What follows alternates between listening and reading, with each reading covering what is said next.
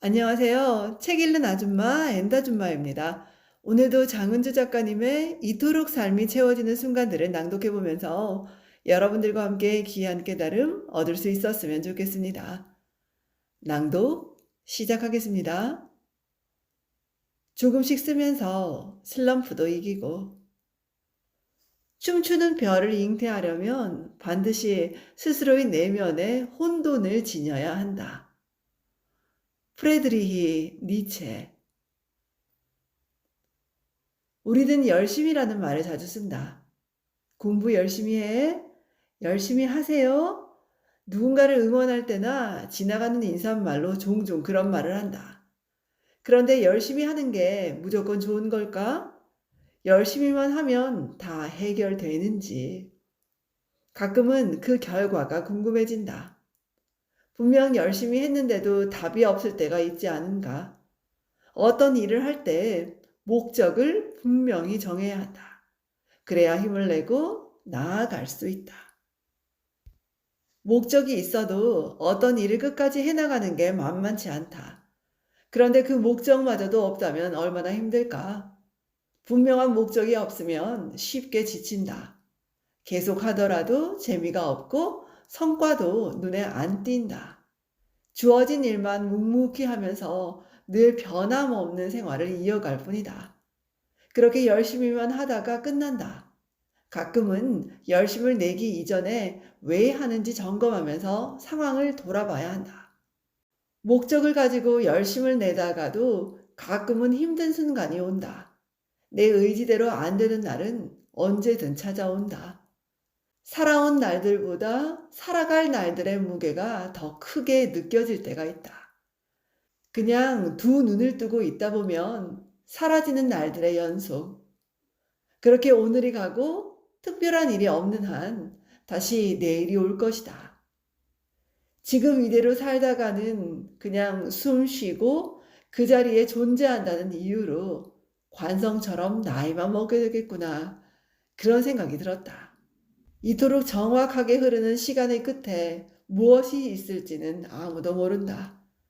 세월이 가면 나는 어떤 모습으로 살고 있을까?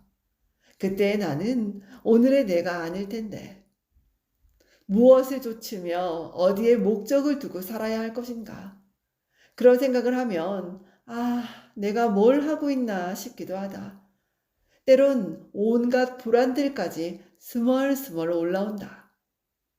한번 시작된 불안은 끝도 없이 부정적인 생각으로 이어진다. 사람은 의미를 먹고 사는 존재라고 한다. 인생에서 의미를 잃으면 아무것도 하기가 싫어진다. 무기력한 상태의 가장 흔한 예가 잠이다. 평소보다 늦게 자고 많이 자게 된다.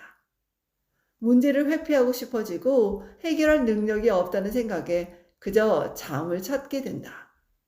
그렇게 무기력하게 있다가 갑작스레 슬럼프가 찾아온다. 계속되는 이런 행동은 마음을 더욱 괴롭게 할 뿐이다.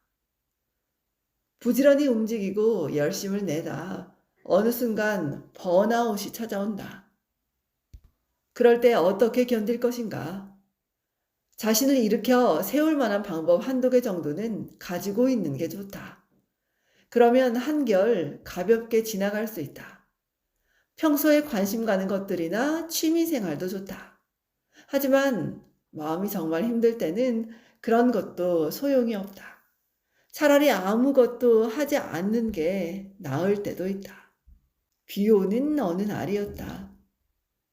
천둥 번개를 동반한 엄청난 국지성 호우가 강하게 쏟아졌다. 퇴근을 해야 하는데 현관에 발이 묶여 오가지도 못하는 상황이 되었다. 처음에는 마음이 급해졌다. 빨리 집에 가서 해야 할 일들이 떠올랐다. 분주하게 발을 동동 구르다가 어느 순간 마음을 내려놨다. 어차피 조급하게 나서 봐야 소용없는 일이었다. 그 자리에 서서 가만히 비 구경을 했다. 마음을 내려놓으니 빗소리가 경쾌한 음악처럼 들렸다. 빗소리를 차분하게 들어본 지가 언제인가. 자연의 연주를 가만 듣고 있으니 마음이 조금 차분해졌다. 비슷한 상황의 영화 장면들도 스쳐 지나갔다. 쉴 새 없이 내리는 비를 멍하니 바라보고 있었다. 그 사이 다른 일들은 생각도 안 났다. 세차게 퍼붓던 비는 30분 만에 그쳤고 바닥으로 줄줄 흘러가는 물줄기가 보였다. 그 덕분에 다른 일들은 잠시나마 잊을 수 있었다. 물길 고인 길을 걸으며 살짝 아쉬움도 들었다. 비가 지나가길 기다렸는데 정작 그쳐서 아쉬움이 들다니. 살다 보면 심각한 문제들도 저 한 차례 퍼붓는 소나기처럼 별것 아닐 수 있겠구나. 비가 와서 걸음을 멈춘 덕분에 한 줄기 깨달음을 얻었다. 소나기가 퍼붓는 날도 충분히 즐거울 수 있다는 것과 내가 어디로 가는지 멈추고 살피는 시간이 필요하다는 것을. 복잡한 문제들도 지나가면 별것 아니다. 저 소나기처럼 지금 눈앞에 있기 때문에 당장 힘들고 커 보이는 것이다. 너무 열심히만 살지 말고 잠시나마 멈추어 서서 생각하는 시간을 가져야 한다. 슬럼프는 내가 가고 있는 방향이 맞는지 살펴보는 시간이다. 무언가를 분주하게 하는 시간만 필요한 건 아니다. 때론 아무것도 하지 않는 강제적인 휴식도 있어야 한다. 인생이란 폭풍이 지나가길 기다리는 것이 아니라 빗속에서도 춤을 추는 것이다. 이 말을 마음에 새겨보자. 고통이 지나가기를 기다리고 있으면 얼마나 더 아플까? 빗속에서도 춤을 추는 사람, 그것을 온전히 즐기는 사람이 멋진 시간을 보낼 수 있다. 삶의 목적이 무엇이든 간에 지금 이 순간을 즐길 수 있는 사람이 되어야 한다. 소나기가 그치고 아쉬움이 남지 않도록 말이다. 세상 모든 것은 좋은 것도 나쁜 것도 없다. 결국 자기 해석의 문제다. 어떤 생각으로 이 시간을 보내느냐가 중요하다. 윈스턴 처칠은 비관론자는 모든 기회에서 어려움을 찾아내고 낙관론자는 모든 어려움에서 기회를 찾아낸다라는 말을 남겼다. 오늘 하루를 어떤 마음으로 살지는 자신에게 달려있다. 생각과 태도를 조금만 바꾸면 된다. 살다 보면 다양한 계절이 의지와는 다르게 계속 반복된다. 그때가 오더라도 마음가짐에 따라 달라질 수 있다. 슬럼프도 마찬가지다. 열심히 노력하는 사람만 슬럼프라는 단어의 의미를 안다. 아무것도 안 하면 그 단어를 쓸 일도 없다. 슬럼프에 빠져본 적이 없다는 것은 열심히 노력해 본 적이 없다는 말이다. 슬럼프를 극복하는 방법은 매일 반복하는 일을 똑같이 지속하는 것이다. 야구 선수 스즈키 이치로가 한 말이다. 슬럼프에 빠졌을 때도 자신이 하던 일을 매일 반복할 수가 있을까? 때로는 일에 빠져서 그 힘든 순간을 잊을 수도 있다. 하지만 온전한 대안이 될지는 모르는 일이다. 슬럼프가 오면 내 말을 들어줄 사람이 필요하다. 누군가 내 말을 들어만 주어도 마음이 편해지니까. 언제든 내 생각을 들어줄 사람이 주변에 있으면 다행이다. 하지만 다들 여유가 없고 바쁘다. 내가 원하는 시간에 함께 하기는 어렵다. 뚜렷한 대안이 없을 때는 찾으려고 고민하지 말자. 방황하는 시간에 일단 종이를 꺼내 무엇이라도 쓰는 게 낫다. 짜증과 걱정, 불안하고 답답한 마음들을 종이에 적어보자. 자신도 모르게 감정이 요동칠 때 폰을 들고 이야기하는 것은 당장에 큰 도움이 되지 않는다. 괜히 후회하는 말을 남길 수도 있다. 그럴 때는 펜을 들고 낙서라도 해보자. 누군가에게 말하기가 꺼려진다면 적어보는 게 도움이 된다. 고민들을 생각만 하고 있으면 더 복잡해지기만 할 뿐이다. 쓰면 걱정의 실체들이 보인다. 종이에 쓴다고 걱정거리가 당장에 없어지는 것은 아니다. 하지만 일단 밖으로 끄집어내기만 해도 상당히 편해진다.